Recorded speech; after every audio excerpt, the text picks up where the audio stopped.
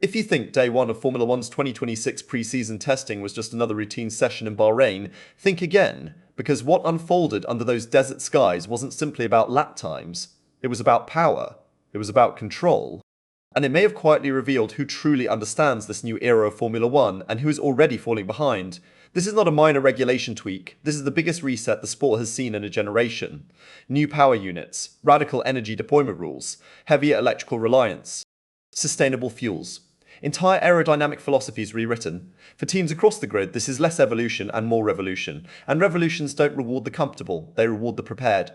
When the timing screens lit up at the end of the session, one name stood above the rest: Lando Norris. McLaren, 1034.669. Fastest of the day. But here's the detail that should make rivals nervous. He did it on medium tyres.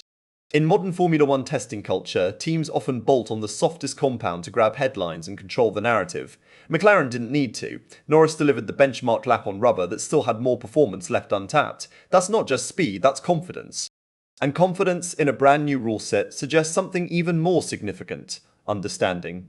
Because in 2026, understanding is everything.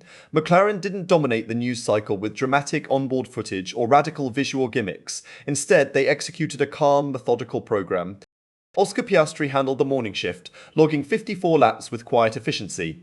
Norris closed the afternoon. Together, they completed 112 laps without a single major issue. No red flags caused by them, no garage panic, no emergency bodywork changes. For reigning champions entering a rules reset, that level of composure is not accidental. It reflects preparation months, if not years, in the making. It reflects a team that didn't just react to the 2026 regulations, but anticipated them. And in Formula One, anticipation separates dynasties from one-season wonders. But if McLaren looked calm, Red Bull looked calculated. They made a bold strategic call that immediately caught attention across the paddock. Max Verstappen, four-time world champion, was given the RB22 for the entire 8-hour session. No driver split, no compromise. Rookie teammates sidelined for the day. Why does that matter? Because data is the new currency of Formula One, and Verstappen delivered a fortune: 136 laps. Nearly 2.5 race distances in a single day. In an era where energy deployment strategy is as critical as aerodynamic efficiency, that kind of mileage allows engineers to map battery harvesting, thermal management, tyre degradation, and engine behaviour across multiple fuel loads and run plans. It's not glamorous, but it is powerful. And then came the whispers. Trackside observers noticed something unusual in the way Verstappen approached turn 10. A tight, technical corner that demands precision. While most drivers downshifted conventionally from 5th to 2nd gear, Verstappen aggressively dropped all the way to 1st using a rapid paired downshift technique. 5th to 4th to 3rd in quick succession, a brief pause, then 3rd to 2nd to 1st almost instantaneously. To the casual eye it looked dramatic, to engineers it looked deliberate. The theory? By increasing engine revs during that aggressive downshift sequence, Red Bull was maximising energy harvesting through the MGUK system. In a rule set that dramatically increases the reliance on electrical deployment, every additional unit of harvested energy translates to straight-line advantage. Later in the session, Audi attempted something similar. It didn't look nearly as smooth. Drivers appeared unsettled, less confident, slightly compromised under braking. Red Bull, by contrast, looked rehearsed. Mercedes team principal Toto Wolff didn't shy away from acknowledging what many suspected. He suggested Red Bull appeared to have a significant edge in straight-line speed, possibly close to a full second due to superior electrical deployment. A full second on the straights. In Formula One, that's not a marginal gain, that's dominance territory. And it's coming from a brand new Red Bull Ford Power Unit project, one of the most ambitious engine partnerships in recent memory. For an American audience watching Ford re-enter Formula One at the highest level, this carries enormous weight. If this collaboration is already delivering reliability and performance on day one, the implications stretch far beyond Bahrain. Because engine programs don't improve incrementally, they snowball. Yet while some teams projected strength, others projected concern. Lewis Hamilton's post-session comments landed like a thunderclap. Now wearing Ferrari red, the 7-time world champion described the new cars as feeling slower than GP2 machinery. That's not hyperbole in Formula One, it's provocation.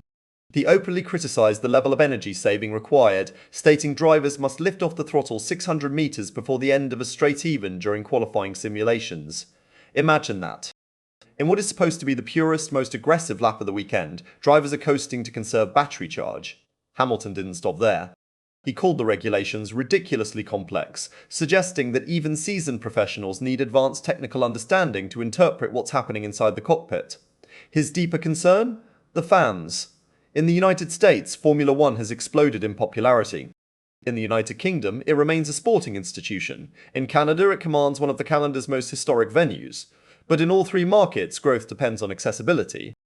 If racing becomes too technical, too opaque, too dependent on invisible energy maps rather than visible wheel-to-wheel combat, the spectacle risks dilution.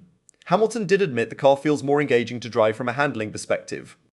But enjoyment inside the cockpit doesn't automatically translate to excitement in the grandstands. That tension between engineering brilliance and entertainment clarity may define this era. Ferrari's day was split between promise and adjustment. Charles Leclerc delivered a strong lap to finish third fastest and logged 80 laps, giving the Scuderia critical long-run data. Hamilton, meanwhile, navigated a new partnership with race engineer Carlos Santi following a late internal reshuffle. In championship battles, communication is oxygen. Changing that dynamic on the eve of a rules reset is a risk even for a driver of Hamilton's stature. And then there's Aston Martin. Few teams arrived in Bahrain carrying more expectation, a car designed by Adrian Newey, the aerodynamic visionary behind multiple championship dynasties. A new Honda engine partnership signalling long-term ambition, significant investment backing the project. The reality? Brutal. Just 36 laps. An engine issue that ended their day prematurely. Lance Stroll, the only driver to post a time, 17th out of 18. In isolation, one bad day of testing isn't catastrophic, but context matters. Aston Martin already faced limited mileage during private running in Barcelona. Development cycles under new regulations are merciless. Every lost lap compounds uncertainty. Newey reportedly conceptualized aspects of this design while on gardening leave from Red Bull. Translating theoretical brilliance into a fully integrated chassis power unit package is an entirely different challenge. Aerodynamics, cooling architecture, electrical systems all must harmonize. If even one subsystem falters, performance collapses. For a team positioning itself as a future title contender, this was not the opening statement they needed. Elsewhere on the grid, the midfield offered fascinating subplots. Haas, often underestimated, quietly delivered one of the most impressive combined performances of the day. Esteban Ocon finished fourth and logged 115 laps. Speed plus reliability. For a team that has historically struggled with both simultaneously, this suggests structural progress. If they've genuinely unlocked consistency, the competitive order could shift in ways few predicted. Williams, after missing earlier testing entirely, rebounded with 25 laps between Carlos Sainz and Alex Albon, the second highest total of any team. In a development race, mileage equals opportunity. They may lack outright pace for now, but they are not lacking information. Cadillac's debut presence, powered by American ambition and driven by Sergio Perez and Valtteri Bottas, focused on foundational work. 107 laps, roughly 4 seconds off the leaders. Not competitive yet, but stability on day one matters for a new entrant navigating the most complex machinery the sport has ever seen. Audi appeared with revised side pod inlets compared to earlier design concepts, a clear admission that early development revealed flaws. Adaptation speed will determine whether they climb or stagnate. Two red flags interrupted the session. Franco Colapinto's Alpine in the morning, Nico Hülkenberg's Audi in the afternoon. Reminders that these machines are fragile, unforgiving, and still misunderstood. And that's the theme emerging from day one contrast. McLaren exudes controlled confidence.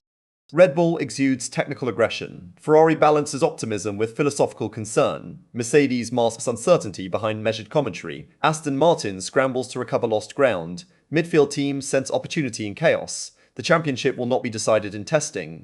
But trajectories are forming. In 2014, Mercedes mastered the hybrid reset and built a dynasty. In 2022, Red Bull interpreted ground effect regulations better than anyone and seized control. Now, in 2026, the question is simple yet enormous. Who truly understands this hybrid electric energy-managed future of Formula One?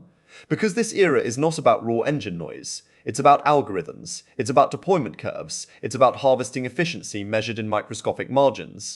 It's about intellectual dominance. As teams retreat to their motorhomes tonight, laptops glowing deep into the Bahrain night, engineers will dissect terabytes of telemetry. They'll analyze brake traces, throttle maps, battery discharge patterns, cooling loads, drag coefficients, wind sensitivity.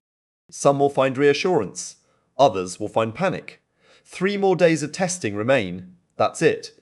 3 days to uncover solutions that could define an entire season across 24 global races.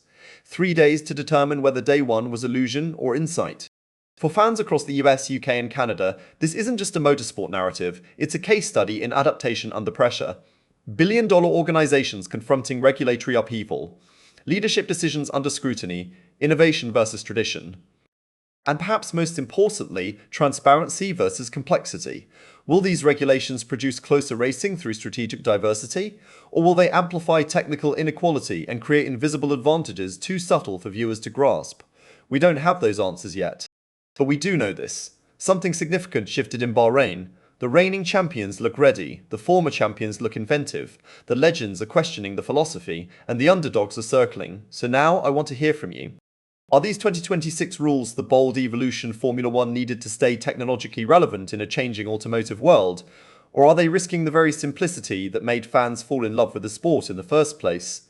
Drop your thoughts below. Debate it. Challenge it.